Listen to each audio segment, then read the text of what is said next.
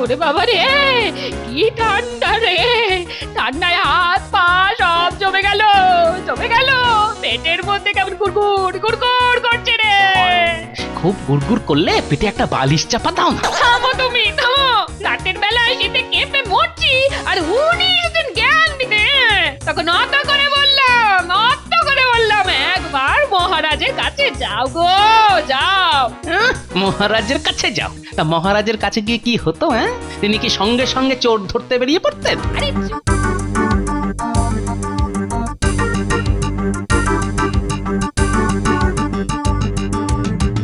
গোপালের বউ উঠোনের দেয়ালে কম্বল শুকোতে দিচ্ছে। এই গোপাল মনে হয় বাড়ি নাই, কিন্তু গোপালের বউ মনে হয় শীতের দুপুরে চাদর গায়ে দিয়ে আরাম করে ঘুমোচ্ছে। এই সুযোগ, ওই লেপ কম্বল গেরিয়ে দিতে হবে। এই ঘোর শীতে লেপ কম্বল খোয়া গেলে গোপালের যা অবস্থা হবে না। টিং টিং টিং, সারা রাত শীতে ঠক করে কাঁদবে। এবার দেখবো গোপালের বুদ্ধি কত। এই লেপ কম্বল গুলো কেমন করে উদ্ধার করে আমিও দেখে নেব।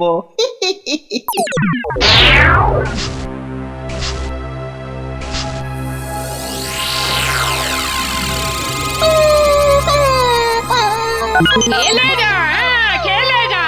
সবে সংসারের কাজকর্ম ছেড়ে দু চোখের পাতা এক করেছে। অমনি কেউ কেউ কেউ কেউ নিশ্চয় জানলার পাশে কুকুরের ছানা দিয়েছে। এখনই তড়িয়ে না দিলে সারা রাত ধরে কেউ কেউ করে যাবে।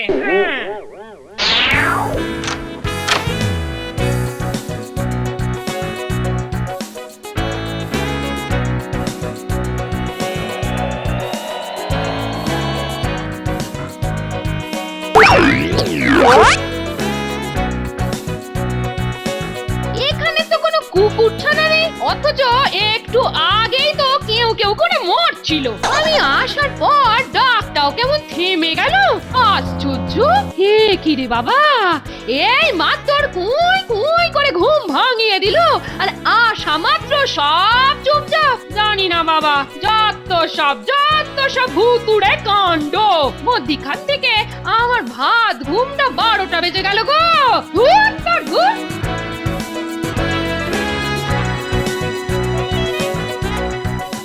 কি হলো? এলে কম্বল কোথায় গেল গো? যাবার সময় চোখে পড়েছিল। সর্বনাশ সর্বনাশ! তাহলে কি চুরি হয়ে গেল গো?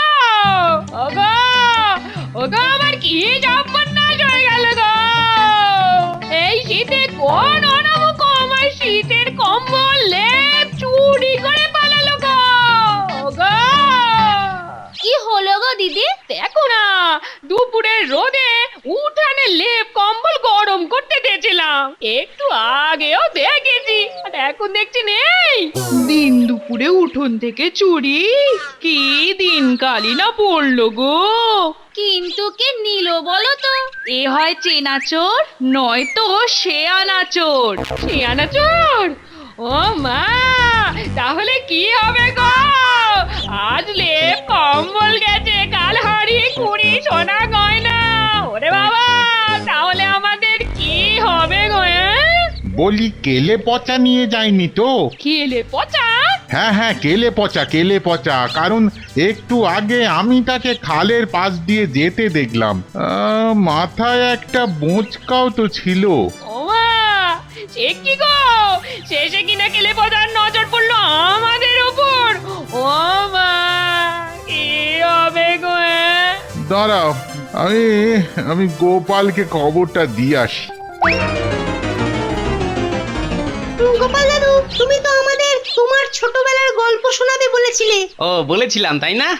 এই শীতের দুপুরে বুঝলি, ছোটবেলার গল্প কিন্তু জমে ভালো। তাহলে শোন। আচ্ছা আচ্ছা বলতো, এই শীতকাল এলেই কোন পুজোর জন্য মনের মধ্যেটা আঁকপাক করে ওঠে? সরস্বতী পুজো। হ্যাঁ ঠিক বলেছিস। তা শোন, আমার ছোটবেলায় এই সরস্বতী পুজোর সময় আমি একবার একটা কাণ্ড বাদিয়ে বসেছিলাম। কি কাণ্ড? হ্যাঁ সেটাই তো বলবো। বুঝলি, আমি একবার ঠিক করলাম যে ওই সরস্বতী ঠাকুরের কাছে পুষ্পাঞ্জলি দেব না। সে কি গো, পুষ্পাঞ্জলি দেবে না? এমনিতে আমি তো একেবারে লেখাপড়ায় বরাবরই অষ্টরম্ভা। তারপর পুষ্পাঞ্জলি দেব না শুনে পাঠশালার পণ্ডিত মশাই তো রেগে একেবারে আগুন। পায়ের খড়ম খুলে দিলেন আমার পিঠে দুঘা বসিয়ে। তারপর? তারপর আর কি, খড়ম পেটা করতে করতে পণ্ডিত মশাই শুধলেন কেন আমি পুষ্পাঞ্জলি দেব না। তা তুমি কি বললে? আমি বললাম কি, বললাম আগে পুষ্পাঞ্জলির মন্ত্র পাল্টানো হোক, তবেই আমি পুষ্পাঞ্জলি দেব। পুষ্পাঞ্জলির মন্ত্র পাল্টাতে হবে কেন? আচ্ছা আচ্ছা শোন শোন, তোরা কখনো ওই পুষ্পাঞ্জলির মন্ত্র ভালো করে শুনেছিস? সমস্ত মন্ত্র জুড়ে শুধু দেহি আর দেহি, বিদ্যাং দেহি, যশং দেহি, ধনং দেহি। মানেটা আমি জানি। কি জানিস? মানে বিদ্যা দাও, যশ দাও, ধন দাও। হ্যাঁ, শুধু দাও আর দাও, দিয়েই যাও দিয়েই যাও। আচ্ছা একবার ভেবে দেখ, ভগবান তো আমাদের সবকিছু দিয়েই এই পৃথিবীতে পাঠিয়েছেন। হাত পা চোখ নাক, তার উপর এমন উৎকৃষ্ট মগজ যা অন্য কোনো প্রাণীর নেই। ঠিক। তাহলে তাহলে বোঝ, এত সব পাবার পরও ভগবানের কাছে হাত জোর করে শুধু দাও আর দাও, দাও আর দাও। হ্যাঁ, তা এই দাও দাও করতে লজ্জা করবে না? ভগবান আমাকে হেংলা ভাববে না?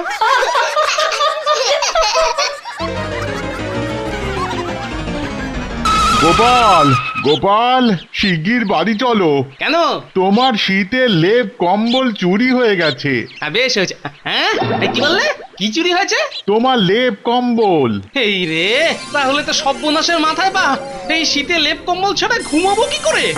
আচ্ছা আচ্ছা, চোরের কি আক্কেল বলতো? হ্যাঁ, বাড়িতে অত বাড়তি ঘটি বাটি আছে, তার থেকে দুই একটা নিয়ে যা, তাহলে লেপ কম্বল। সে চোরের আক্কেল চোরের কাছে। আরে তুমি এখন শিগগির বাড়ি চলো দেখি, তোমার বউ খুব কান্নাকাটি করছে গো। ও করছে বুঝি? আহা, করবেই তো। একে ঘুমোতে ভালোবাসে, তাই আবার শীত কাতুরে। চলো দেখি, যা তোরা এখন যে যার বাড়ি যা।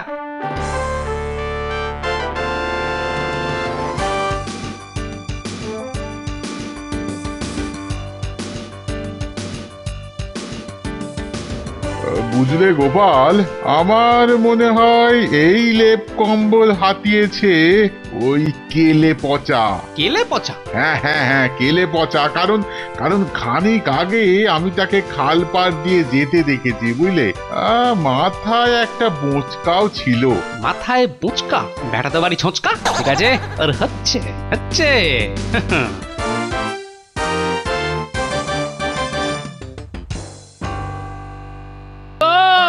ওগো আমাদের কি সর্বনাশ হয়ে গেছে গো। ওগো আমার তো সাদের কম্বল, আর আমাদের বিয়েতে আমার বাপের বাড়ির দেওয়া অত সুন্দর লেপ সব চড়ে নিয়ে গেছে গো। তা তুমি তখন কি করছিলে গো? কেন কেন, সব বাড়ির বউরাই শীতে দুপুরে যা করে, গায়ে চাদর চাপা দিয়ে একটু গোয়ারিয়ে দিচ্ছিলাম গো। তাহলে চলো, তুমি আমি দুজনেই চাদর চাপা দিয়ে যতক্ষণ রোদ থাকে ততক্ষণ ঘুমিয়ে নি। মানে মানে এই শীতে লেপ কম্বল ছাড়া তো আর ঘুমানো যাবে না। সারা রাত তো শীতে ঠক ঠক করে কাঁপতে হবে। যাও গো, তোমরা এখন ঘরে যাও, আমরা একটু ঘুমিয়ে নিই। আশ্চর্য, লেপ কম্বল চুরি যাবার পরেও তুমি ঘুমোবার কথা ভাবছো কি গো? এছাড়া কি করব? হ্যাঁ, কেন কেন? আরে মহারাজের কাছে গিয়ে নালিশ করবে। বিশেষ করে কে চুরি করেছে সেটা যখন অনুমান করা গেছে, প্রয়োজনে প্রয়োজনে আমিও সাক্ষী দেব। ওসব করে ঘেঁচু হবে? কেন? কেলে পচাকে আর পাওয়া যাবে নাকি? হ্যাঁ, দেখো কে যাও, সে এখন পগার পার হয়ে তেপান্তরের মাঠ পেরিয়ে ভাগলবা হয়ে গেছে। তাহলে এখন উপায়? উপায় এখন একটাই, রাতের ঘুম দিনের বেলা সেরে নেওয়া।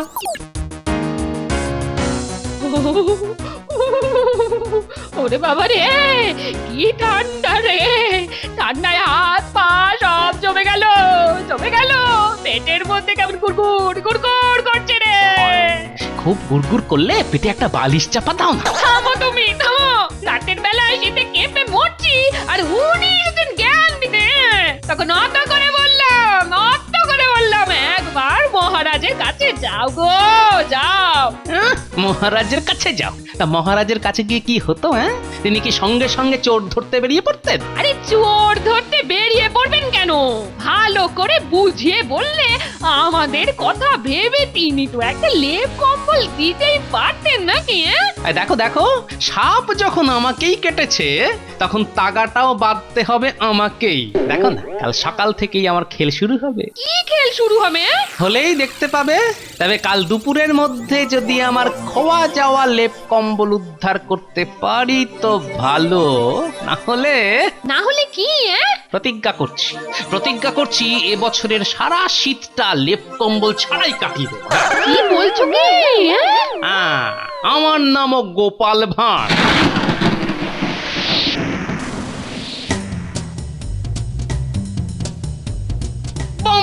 শঙ্কর, মা দুটি ভিক্ষা পাই। আমন করে দেখছিস কি রে মা? আমি আসছি সেই কাশীধাম থেকে। কাশীধাম মানে যেখানে শিব ঠাকুরের বড় বড় মন্দির আছে?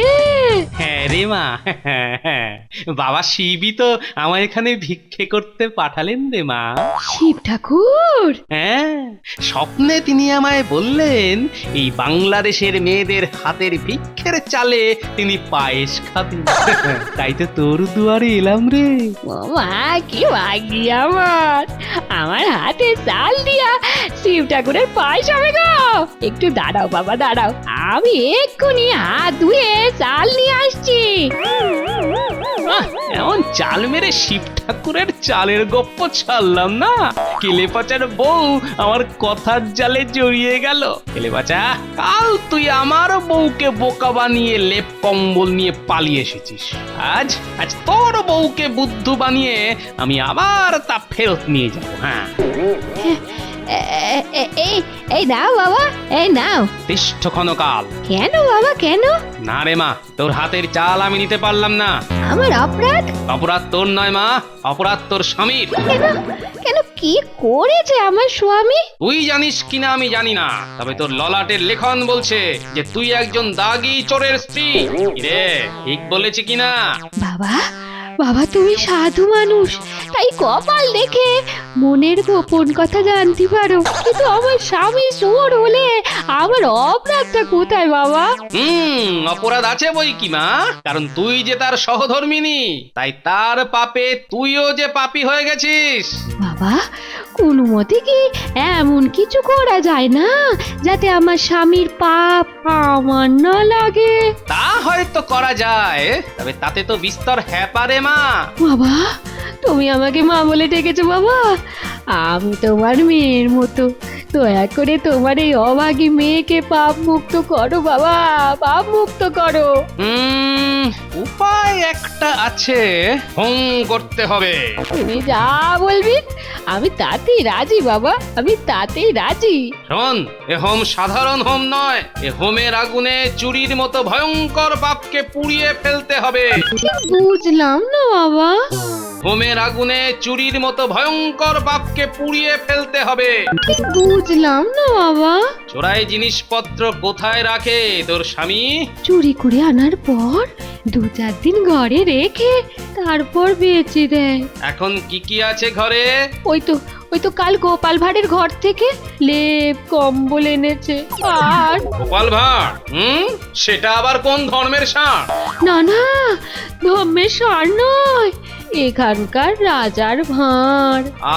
জানো বাবা, আগে না ওই গোপালের সাথে আমার স্বামীর বনিবনা ছিল না, কিন্তু ইদানিং মিটমাট হয়ে গেছে, এই তো?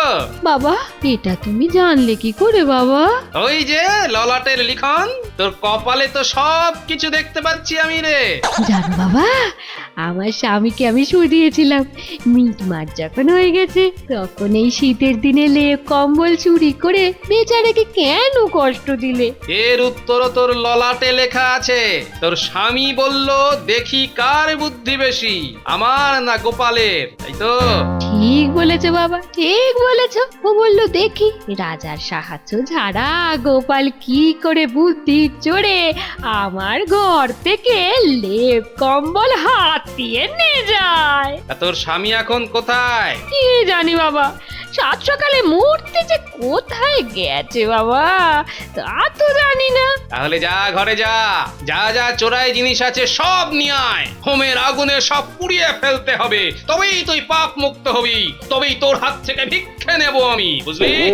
একটুখানি দাঁড়াও বাবা, একটুখানি দাঁড়াও, আমি এক্ষুনি আসতেছি।